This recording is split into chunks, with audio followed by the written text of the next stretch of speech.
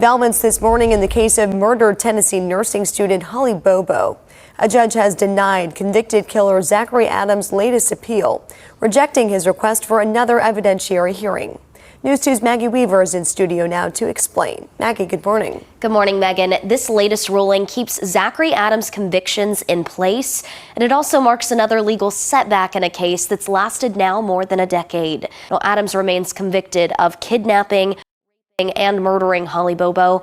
However, his attorneys can still appeal Judge Bradbury's ruling to a higher court. Ladies and gentlemen, thank you. Listen to Pavarotti. Can I be your superhero? Hello, welcome to The Revealing. I am your host, Pavarotti. I'm here to discuss the Holly Bobo case, and more importantly, the Zach Adams case. For those of you that have seen the coverage that I've put together on this case, you'll know that this is frustrating to bring this video to you. If you haven't seen it, I created a playlist with my videos. There's only like 5 or 6 that I put together on this case. They're well worth a watch, though. If you are interested in seeing a case where, I mean, just a miscarriage of justice continues to this day, and some excellent work by a defense team in what they were trying to get was a new trial for the guy. I mean, just trying to get him a new trial, get him a fair trial. And the judge who was supposed to rule on this thing, and he had 30 days to rule, he put off his ruling and took almost 7 months to rule on this, which tells you there's got to be a lot of outside pressure on him to rule in the way that he ruled.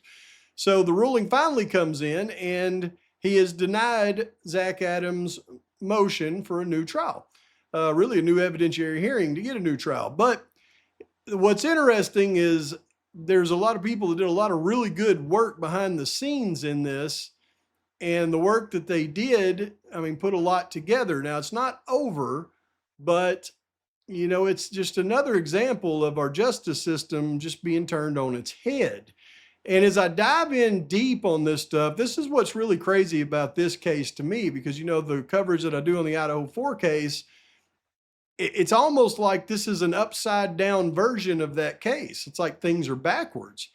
I mean, we're talking about, you know, Aryan prison gangs and associates involved in this thing, as we find out, and how there are certain similarities, but then there are certain things that just don't make any sense. But what I want to do is give you an update of where we're at as far as the status on this case, just a little bit of background about what I'm talking about with, you know, like the Aryan Brotherhood, and we'll just jump right into it.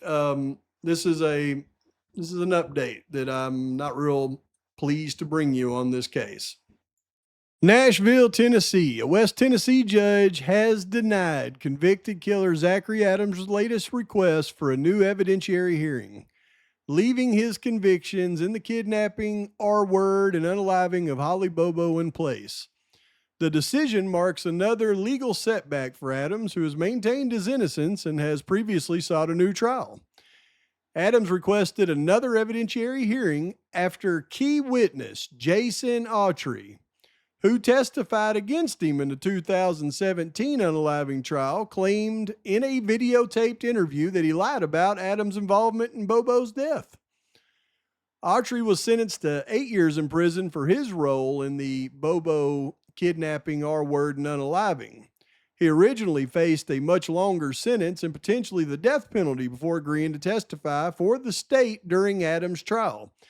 Now, remember this, he originally faced a much longer sentence, potentially the death penalty, before agreeing to testify for the state during Adams' trial. That's what they had Autry up against, which made him turn and lie for the state. During a hearing earlier this year, Adams' attorney argued Autry's recanted testimony warranted another evidentiary hearing. The defense also argued Autry testified under the threat of the death penalty, and that his testimony significantly reduced his sentence. Prosecutors countered that the conviction was supported by far more than Autry's testimony and noted his credibility was thoroughly examined during the original trial. They also argued the jury heard extensive evidence before unanimously finding Adams guilty on all counts. The judge ultimately denied the request for a new evidentiary hearing. Following that ruling, the Bobo family released a statement through a family spokesperson.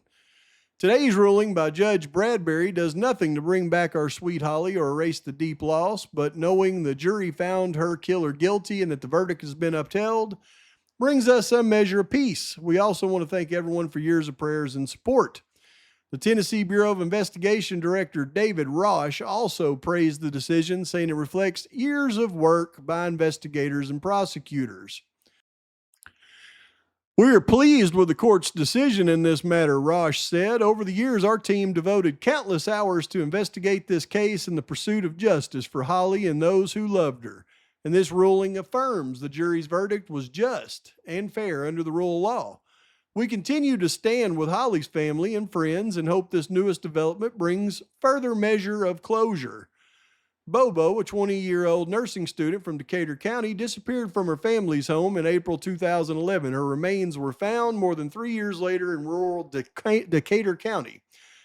And the case became one of Tennessee's most closely followed criminal investigations. Adams was convicted in 2017 on multiple charges, including first-degree unaliving, aggravated kidnapping, and aggravated R-word. His legal team can still appeal Judge Bradbury's latest ruling to a higher court. So it doesn't stop there for Zachary Adams. What's interesting, though, is how they frame this news story. Now, I haven't seen the judge's opinion. They haven't made that available yet. I look forward to reading that and breaking it down, because we know that this hearing to get a new trial was not contingent on Jason Autry testifying, because Jason Autry wouldn't testify for probably good reasons. Because what would happen if Jason Autry actually came into court and recanted his testimony is the state would then charge him with additional charges for lying, rescind his original deal, try him for all the original charges, seek the death penalty. So, I mean, it makes it absolutely, almost impossible for you to get Jason Autry to come into court and do the right thing. Even though he did do the right thing when Dr. Katie Spurko went to the prison and got him to admit that he lied and it was all a state ruse. But this is where our justice system is turned completely upside down, in my opinion. Because what we now know is Zachary Adams, based on everything that the amazing attorney Doug Bates did in that evidentiary hearing, it pretty much proved that the whole case against Zach Adams was BS. And the work that Dr. Katie Spurko did, trying to get the real person that likely committed the crime, who is a POS that's out walking the streets, tried for the right crime, it's made it all for naught. But here's the thing. There's still a process that has to be followed. That was post-conviction relief. The judge denied it. Now, Zachary Adams and team have 30 days to appeal to the State Court of Appeals on this judge's decision. If that doesn't work, then he can go to the state Supreme Court. If that doesn't work, he can file federal habeas corpus. And if that doesn't work, he can ask the U.S. Supreme Court to look at the case. So it's far from over from Zachary, but it certainly continues to keep him in the spot that he's in for now. I don't see how any legitimate ruling party could look at the evidence in this case based on what Doug Bates did in the evidentiary hearing and not side with Zachary Adams and the defense. But that's another thing. It took the judge 7 months to even make this decision, which tells you that he was under tremendous local pressure to deny this ruling. And that's where the Court of Appeals are going to have to do a better job. But here's what I find interesting, especially as it relates to the Jason Autry thing, right? Because he can't come into court and tell the truth at this point because the state would come down on him with, I mean, just a ton of bricks.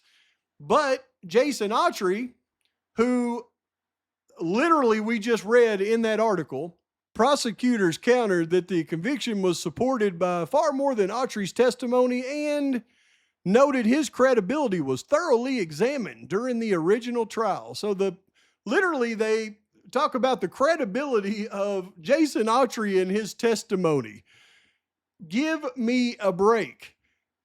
Jason Autry actually was released. They only got 8 years for this, for testifying against Zach Adams. He was released from prison in 2020.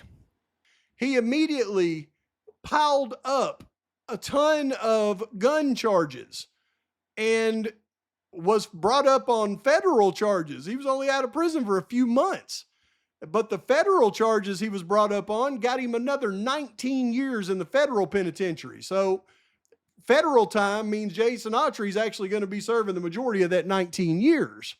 And when you look at the sentence that Jason Autry received after being released, 228-month sentence for felon convicted of firearms offenses in the Sixth Circuit.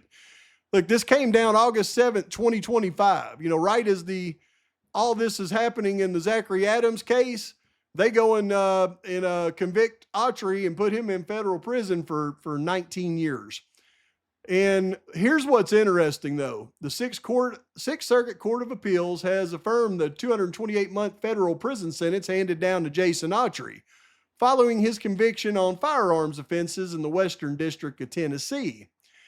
Autry, a 16-time convicted felon, was released on September 16, 2020, after serving time for being a felon in possession of a gun and having served a 8-year state prison sentence for solicitation of first-degree unaliving and facilitation of especially aggravated kidnapping, which is all part of the Holly Bobo case. But then it goes on to say that approximately 25 days after his September 2020 release, Autry was found in possession of a gun, which he had stolen. And within 78 days of his release, he possessed other guns and ammunition. In November, look at this, in November of 2022, he pleaded guilty to 3 counts of being a felon in possession of guns and ammunition. After the sentencing, the United States asked the district judge, Thomas Anderson, to apply an upward departure from Autry's guidelines range, arguing that Autry had an egregious criminal history that was not sufficiently reflected in that range. Judge Anderson agreed and sentenced Autry to 228 months in federal prison for the gun offenses. The Sixth Circuit upheld the 228-month sentence. It emphasized that Autry had a serious criminal past that included aggravated assault, DRUG trafficking, burglary, active membership in the violent Aryan Nation gang, and admitted participation in Bobo's abduction and unaliving. Furthermore, Autry had a reputation for violence in his community, was violent towards his romantic partners and family members, committed racially motivated assaults, and was involved in violent altercations and drug trafficking while serving prison sentences and during pretrial detention. Autry is a member of the Aryan Brotherhood. So, sentenced in November 2022, Autry's Aryan Brotherhood, he can't tell the truth because the state will put him to death. He's already serving 19 years. And this is how our justice system gets turned upside down and on its head. Give me a break. So, I mean, to get a conviction on Adams, in the beginning, they took Autry, who is a career criminal, been in prison most of his life, member apparently of the Aryan Brotherhood in prison, made him lie. He agreed to lie. He lied. He recanted his lie, but he can't go in court and recant his lie, which they really needed him to do to get Zach Adams a new trial, because if he did that, then the state of Tennessee would have come back down on his head so hard, reinstated all of his old charges, added new ones to it. He's already doing 19 years in the federal penitentiary for gun violations. You add on top of that all of his affiliations in prison and everything else, And I mean, he'd be signing his own death warrant to do that. So they keep him out of coming in and doing the right thing, which in turn, keeps Zach Adams from getting any kind of justice in this thing. So it's like just a big old hula hoop, wiping your butt with it in our justice system once an injustice happens. And it goes back to the beginning of where the injustice first happened. And that was when law enforcement, not all of them, the TBI put out their, Tennessee Bureau of Investigations put out their little statement of, oh, this is a good for us because we had a lot of people put a lot of work in over the years on this case, leaving out the fact that they had people that put in a lot of work on this case that testified for Zach Adams that they don't believe that they got the right guy in his hearing. So they leave out all the work that they did in this case that proves Zach Adams wasn't the right person. But they leave that statement out and just put their little statement out.